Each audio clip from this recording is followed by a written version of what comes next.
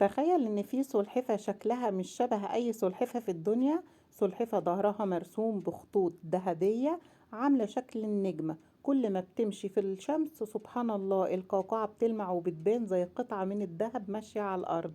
النهاردة هنتعرف على واحدة من اجمل السلاحف اللي خلقها ربنا، وهي سلحفة النجمة الذهبية.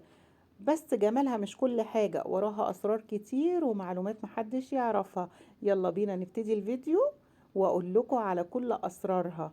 بس قبل ما نبتدي الفيديو هنصلي على سيدنا محمد، اللهم صل وسلم وبارك عليه. النجمة الذهبية أو النجمة الذهبية مش عايشة في مصر، هي بتعيش في 3 أماكن بس: الهند وسريلانكا وباكستان. أماكن مليانة شمس وحرارة عالية ورملة دافية.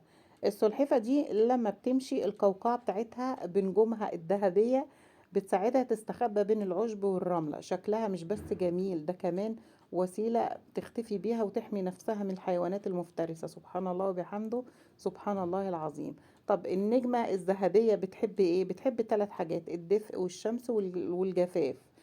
درجة الحرارة المناسبة ليها ما بين 27 ل 33. الرطوبة العالية بتتعبها، والبرد برضو بيمرضها بسرعة. علشان كده لو حد حب يربيها لازم يوفر لها مكان شبه بيئتها الأصلية: رمل، شمس، وحرارة دافية. طيب هنيجي بقى للنظام الغذائي والسر اللي محدش يعرفه. ايه هو؟ اكلها بتاكل زي السلاحف اليوناني والسلاحف المصري، بتاكل جرجير وخس بلدي وبرسيم وكوسة وملوخية وكل الخضروات اللي مسموحة للسلاحف المصري واليوناني. السلحفة النجمة الذهبية بتاكلها. أكلها بسيط جدا ومش مكلف، لكن هنا في سر. السر ان النجمة الذهبية لازم اكلها يكون فيه الياف كتير، لان اكلها في الطبيعة عبارة عن اعشاب ناشفة مش طرية، والاكل الطري كتره ممكن يعمل لها اسهال ومشاكل في الهضم. وبرضو محتاجة كالسيوم وشمس عشان القوقعة الجميلة دي تفضل قوية وما يحصلهاش اي حاجة تخليها طرية. طيب ليه سموها النجمة الذهبية؟ لأن القوقعة بتاعتها فيها خطوط ذهبية خارجة من النص عاملة شكل النجمة في كل لوحة من ظهرها. والشكل ده مش جميل وبس، ده عامل تمويه يخلي شكلها يضيع وسط الأراضي الرملية. سبحان الله وبحمده، سبحان الله العظيم. طبعا النجمة واحدة من أكتر السلاحف اللي بتتعب من البرد. جو تحت 20 درجة ممكن يعمل لها برد والتهاب رئوي وكسل شديد.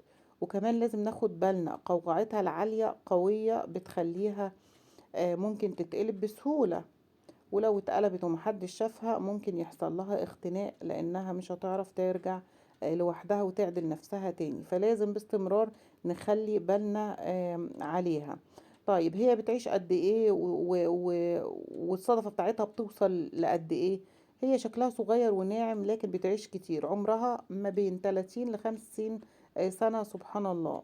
وحجمها بيوصل ما بين 15 سنتي ل 25 سنتي، وده سبب انها غالية ومطلوبة. يعني انا كنت سألت واحد بيبيعها قال لي الواحدة بس ب28,000. السعر ده كان في مصر، مش عارفة بصراحة في بقية الأماكن التانية السعر كام. طيب هما ليه كانوا في الهند زمان بيسموها بالنجمة الذهبية؟ كانوا بيعتبروها رمز للحظ، وكانوا بيسموها سلحفة النور بسبب لمعان ظهرها في الشمس. سبحان الله وبحمده، سبحان الله العظيم. دي كانت أسرار عن السلحفة النجمة الذهبية. كائن جميل حساس، وراه كل خط ذهبي في ظهرها قصة. لو عجبكم الفيديو ما تنسوش بقى تعملوا لايك والاشتراك علشان نكمل مع بعض رحلتنا في عالم السلاحف. شجعوني عشان انزل لكم فيديوهات اكتر واكتر، وانتظروني في فيديو جديد.